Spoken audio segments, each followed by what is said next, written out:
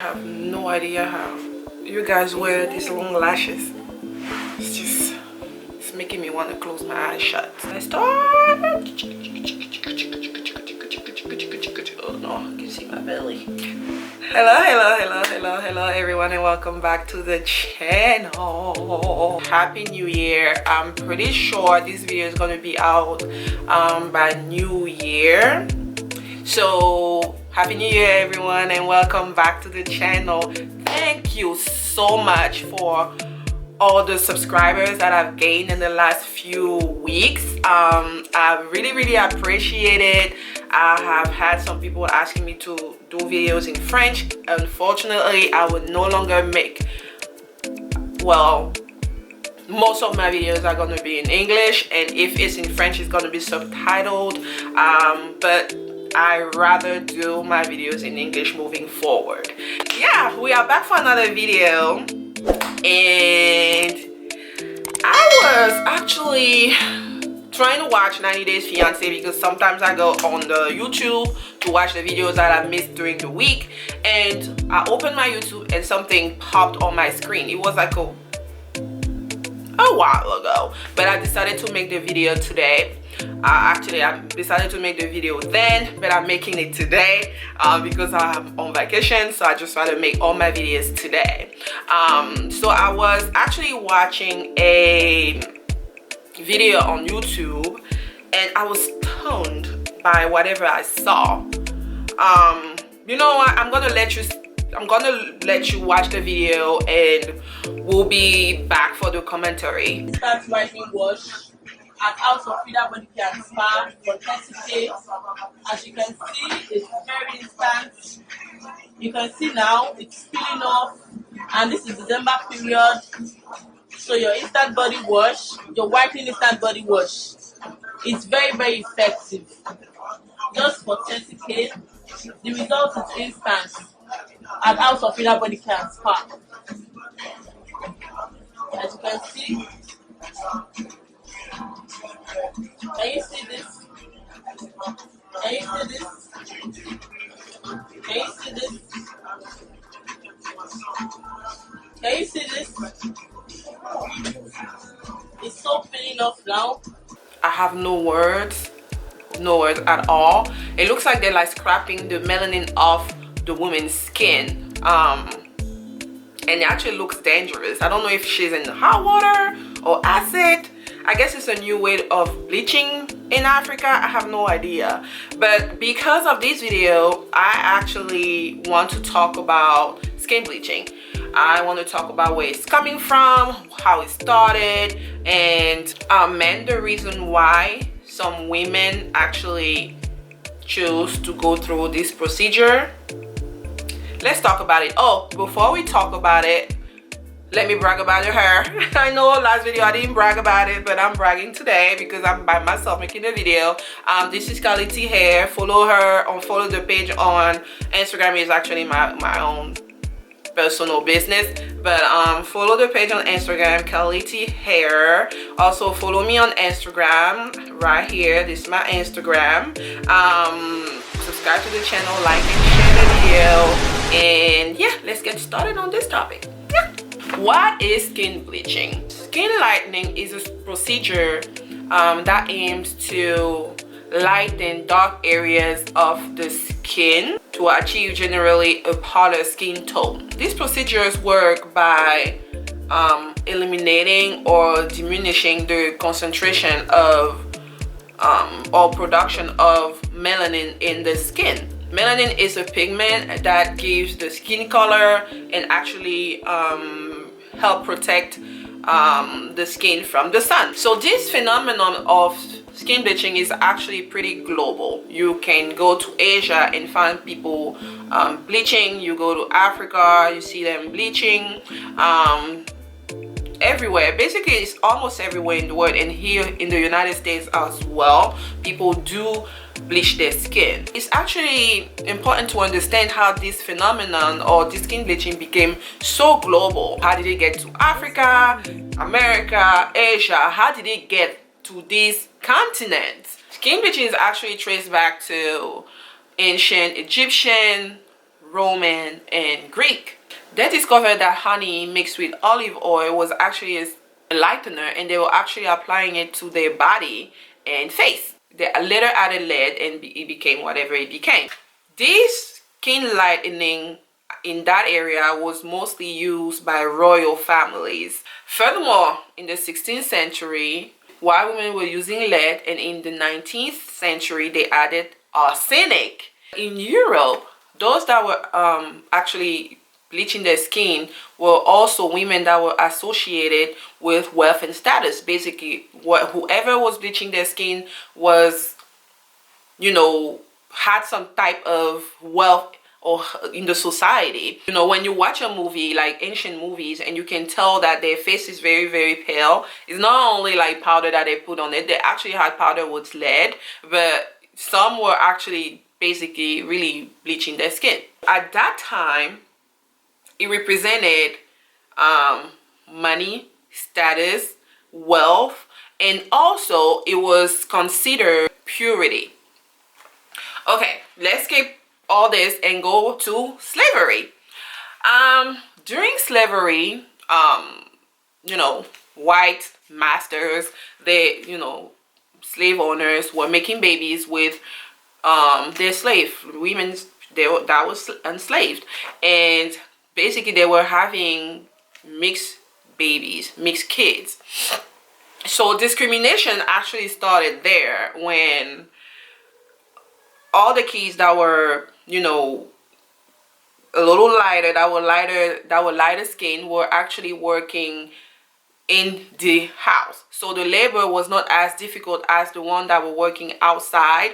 So during slavery, light-skinned kids or light-skinned slaves were actually valued more than the dark-skinned, and they were not required to work as hard as the others. They were given less degrading work and were valued more highly than the dark-skinned slave. After the abolition of slavery, light-skinned black people were actually considered as the Negro elite. They were the one receiving employment. They were the one getting different opportunities than the darker skinned. So because they were considered as the Negro elite, colorism was actually born. So it created colorism within the black community, where the light-skinned black people were actually colorist towards the dark skin, and they actually created what was called the brown paper bag test. The brown paper bag test was actually a test that light-skinned black people were doing to their, you know, black, darker skinned brothers and sisters. So what they were doing with the brown paper bag, they were actually holding up a brown bag. If you were trying to get into universities, if you were trying to get into churches, if you were trying to get into clubs and many other places, they will use a brown paper bag test for you to get inside the building or community or whatever it was. Howard University was actually doing it, apparently. You know, even when you're trying to gain access to fraternities, they were actually doing that. So basically, they were holding a brown paper bag next to the person that were trying to gain access to the place. And if your skin was darker than the brown paper bag, you were not allowed. But if you were lighter, or if you had the color of the brown paper bag, you were allowed. Now, because of all this, African American that were darker were forced to erase part of their identity. So they started bleaching in order to fit in. So that's how it started in the United States. So how did it get to Africa? I'm not going to do Asia because I'm pretty sure it's kind of the same as Africa. With Africa, it started with colonialism. During the colonization, the colons imported like their languages, because we speak English and French now in Africa, which were not, this is another topic anyways. They imported their languages, they imported their values, they imported their culture, they imported their norms, they imported so much, and they imposed it to to the population. And under racist colonial regimes, the colonizer were associating, you know, dark skin with dirt, with diseases, with immorality. Light skin were a social, economic, political, and class marker. So people started skin bleaching because they wanted to have the quality of life that the people that were lighter skin were having. They thought that the paler the skin, the brighter. Not everyone bleaches because they really want to do it. Sometimes people don't have the choice. Let's say maybe in Hollywood, people are bleaching their skin because they are not very accepted when you're dark. Some actually bleach and they say that they have like a disease.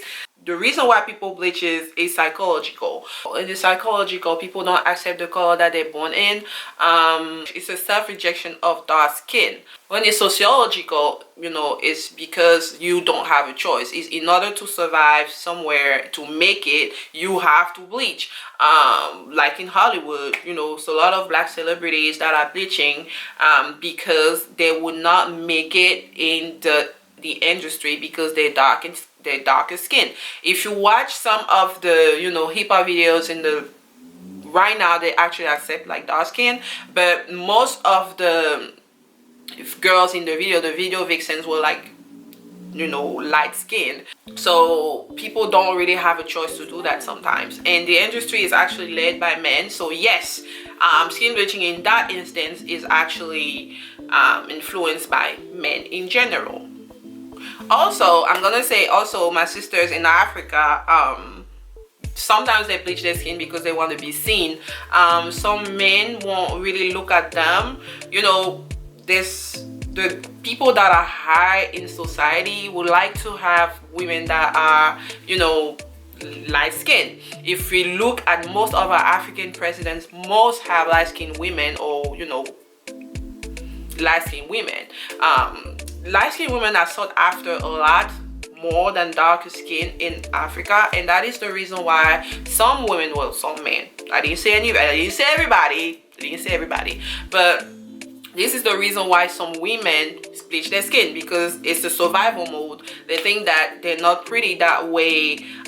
They will be seen more if they are brighter, if they are light skinned. And really, a lot of men actually sought women that are light skinned. So yes, in that instance, again, it is influenced by men. Physiological is not only limited to like changing your skin color, it's changing your eyes, it's changing your hair texture.